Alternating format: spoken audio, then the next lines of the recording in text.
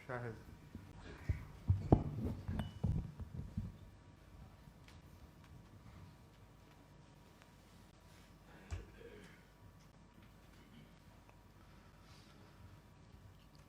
أعوذ بالله من الشيطان الرجيم. بسم الله الرحمن الرحيم. إن الذين قالوا ربنا الله ثم استقاموا تتنزل عليهم الملائكة ألا تخافوا ولا تحزنوا وأبشروا بالجنة التي كنتم توعدون. نحن أولياؤكم في الحياة الدنيا وفي الآخرة ولكم فيها ما تشتهي أنفسكم ولكم فيها ما تدعون نزلا من غفور رحيم. جزاک اللہ. آج اس وقت ایک نئی قسم کی مجلس آغاز کیا جا رہا ہے. اس میں ایمان افروز واقعات کا بیان ہوگا. مظفر احمد صاحب درانی، امیر تنزانیہ.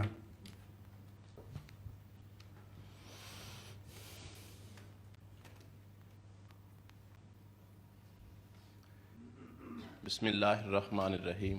السلام علیکم ورحمۃ اللہ وبرکاتہ.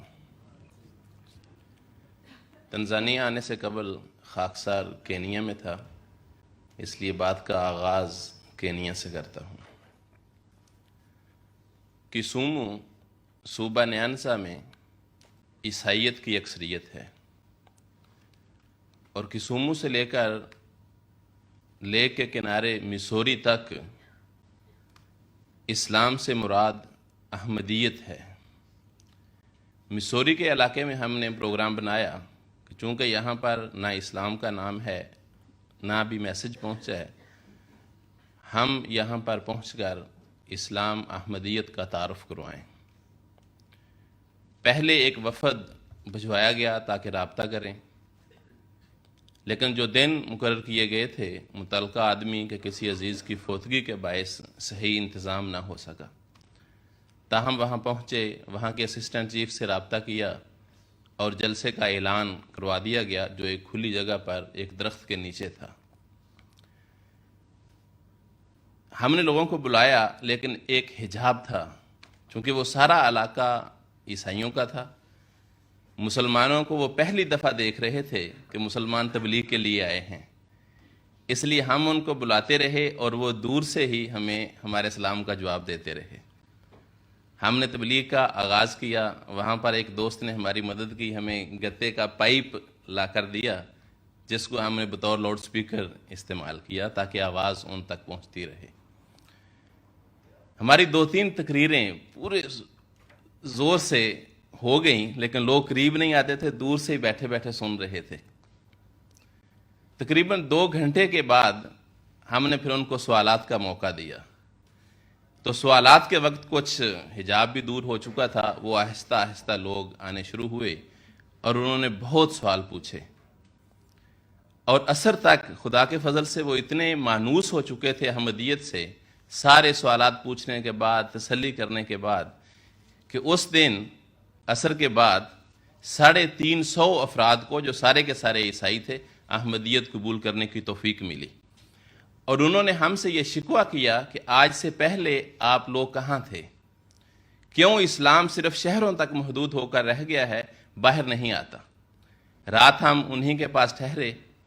اسسٹنٹ چیف نے بھی حق کو قبول کیا اور خدا کے فضل سے اس علاقے میں بھاری اکثریت کے ساتھ احمدیت کو کامیابی حاصل ہوئی.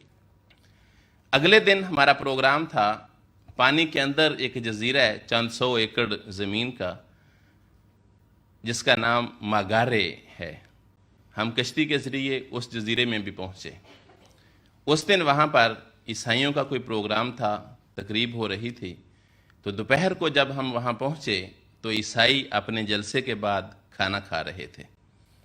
اگرچہ اطلاع ان کو تھی، لیکن اس فوتگی کے باعث ان کو معین معلوم نہیں تھا کتنے بجے ہم پہنچیں گے۔ جب وہ کھانا کھا چکے تو ہم نے ان سے ریکویسٹ کی کہ پلیز ہم آگے ہیں، اب آپ ہماری بھی کچھ باتیں سنیں۔ ابتدائی تعارفی تقریر کی گئی، اس کے بعد ان کو سوالات کا موقع دیا گیا۔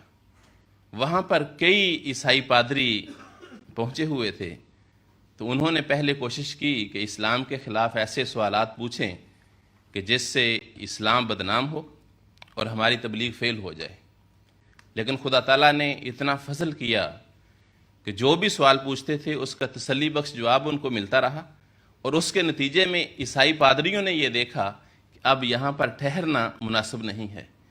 ایک ایک کر کے تمام عیسائی پادری اس جلسے سے کھسک گئے اور عوام ہمارے پاس رہے۔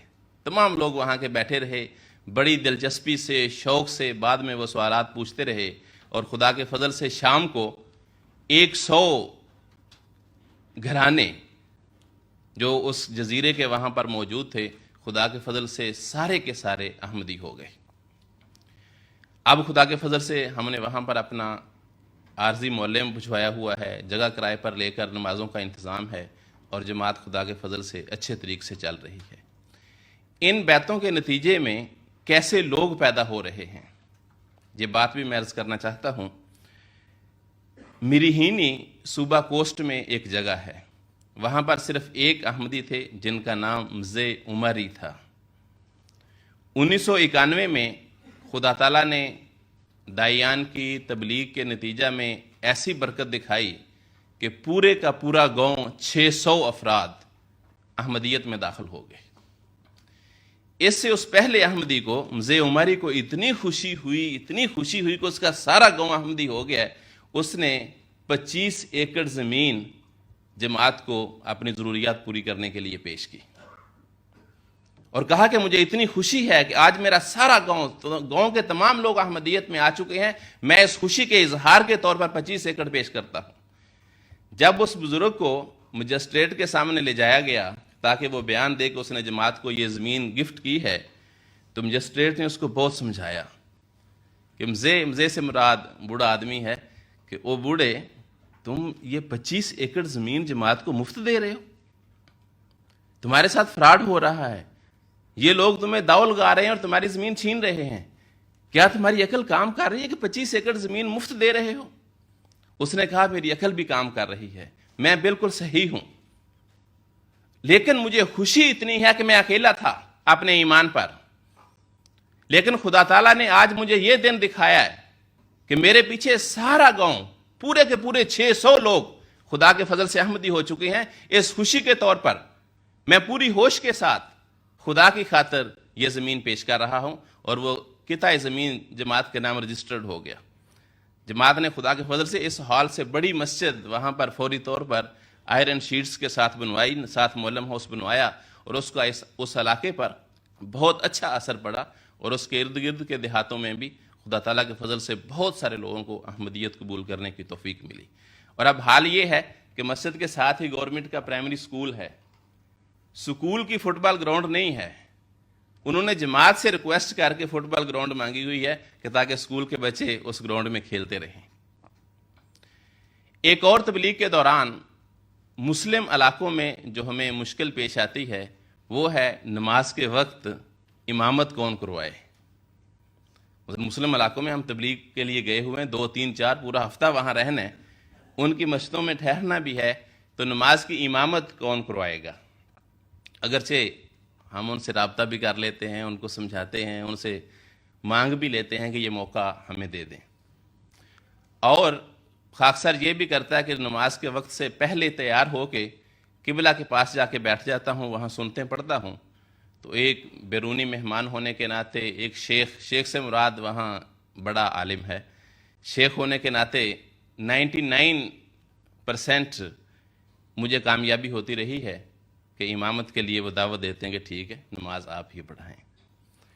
ایک علاقے میں ہم یہ علاقہ تنزانیہ اور کینیا کے بارڈر لونگا لونگا میں ہے، وہاں ہم کئی دنوں کی تبلیغ پر تھے. تو میں ہر دفعہ نماز سے پہلے قبلہ کے پاس موجود ہوتا تھا اور نماز پڑھاتا رہا. دوسرے معلمین، غیر احمدی معلمین نے اس چیز کو نوٹ کر لیا کہ احمدیوں کا شیخ بہت پہلے آ کے بیٹھ جاتا ہے اور نماز پڑھا لیتا ہے اور ہمیں نماز پڑھانے کا موقع نہیں ملتا. ایک دن انہوں نے یہ اسکیم بنائی کہ وہ جلسے سے پہلے اٹھ کے آ گئے اور انہوں نے قبلہ کو سنبھال لیا. میرے ساتھ ایک احمدی معلم تھے، باقی نئے 8 داعیان تھے، 9 احمدی تھے. اب وہاں پر یہ سوال تھا کہ اب کیا ہوگا. وہ مجھ سے پوچھتے اب کیا کرنا ہے، میں نے کہا دیکھتے ہیں کیا بنتا ہے. اور میں کچھ ڈیلے کر رہا تھا کہ اب میں مسجد میں نہ جاؤں کیونکہ انہوں نے قبلہ تو سنبھال لی ہے. لیکن جب انتظار کر کے میں مسجد میں آیا تو مجھے مسجد میں آتے ہی ان میں سے ایک نے تکبیر کہی، دوسرے کو آگے کر دیا، غیر احمدی معلم نے تم نماز پڑھاؤ.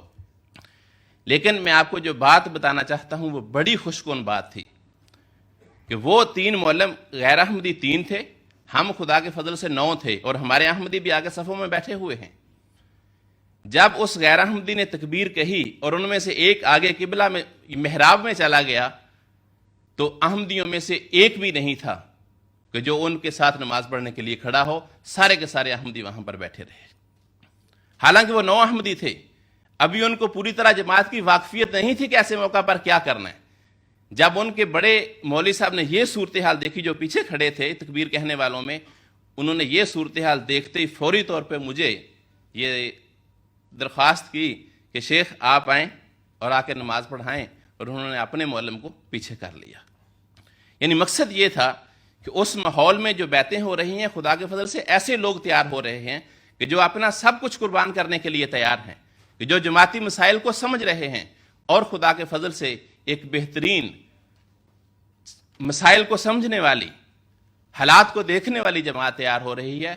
میری حضور پر نور سے اور آپ سب سے درخواست ہے کہ دعا کریں گے خدا تعالی ہمیں مزید بڑی بڑی کامیابیاں عطا فرماتا چلا جائے اور جو نئے آنے والے ہیں وہ جماعت کا حصہ بنتے چلے جائیں. جزاک اللہ. ایک منٹ ٹھہریں، چونکہ میں نے بہت سے نام کاٹ دیے ہیں کسی نہ کسی حکمت کے پیش نظر.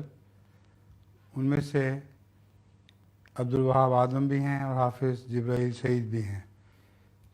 میں نے پہلے پرائیویٹ سیکرٹری کو سمجھایا تھا کہ افریقہ کے مبلغین کو بہت موقع ملا ہے اور میری تقریر میں بھی تقریباً گانا چھا رہا ہے.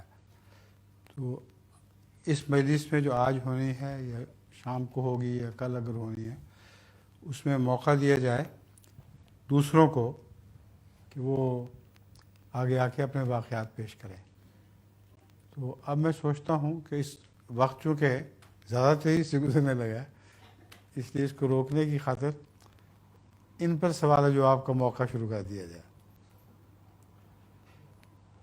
اس لیے اب یہ کھڑے رہیں اور اگر کسی نے کوئی سوال کرنا ہے تو ان سے کریں، اگر نہیں کرنا تو ذہن میں رکھیں اگلی دفعہ صحیح. جی کچھ دیر انتظار کریں، چند منٹ.